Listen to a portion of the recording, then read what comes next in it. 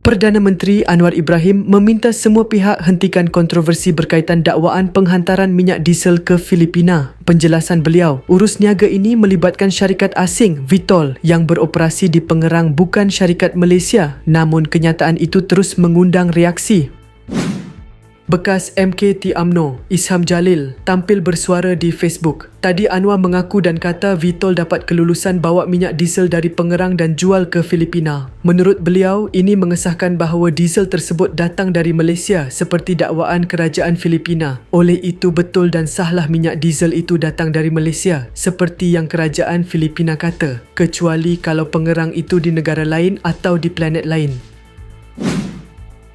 Isham turut menjelaskan peranan Pengerang sebagai pusat penapisan minyak. Pengerang itu tempat kita tapis minyak mentah untuk buat diesel dan petrol. Oleh itu, jika diesel itu dari Pengerang dan diproses di Pengerang, maka ia dihasilkan di Malaysia melalui penapisan minyak mentah di Malaysia. Dengan kata lain, ia diesel Malaysia, bukan seperti yang penyokong-penyokong kerajaan kata sebelum ini yang diesel itu diesel luar negeri yang hanya lalu atau transit di Malaysia.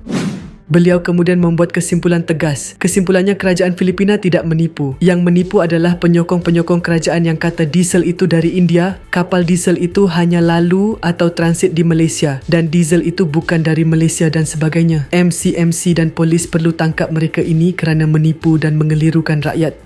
Turut disentuh ialah kenyataan Menteri Komunikasi Fahmi Fadzil. Fahmi pula kata tadi bahawa diesel itu bukan milik kerajaan Malaysia atau Petronas. Fahmi, siapa yang kata diesel itu kerajaan atau Petronas yang punya? Saya tidak dengar mana-mana pembangkang yang kata diesel itu kerajaan atau Petronas yang punya. Yang menuduh orang kata fitnah itu adalah penyokong-penyokong kerajaan. Yang menjadi persoalan adalah, adakah diesel itu asalnya dari Malaysia, bukannya adakah ia milik Petronas dan milik kerajaan? Dan Anwar telah jawab di atas. Fahmi, do keep up, jangan lembab.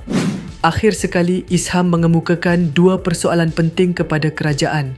Sekarang apabila fakta di atas telah disahkan, iaitu diesel itu dari Pengerang Malaysia, maka isu dan persoalan yang timbul sebelum ini kini perlu dijawab oleh kerajaan.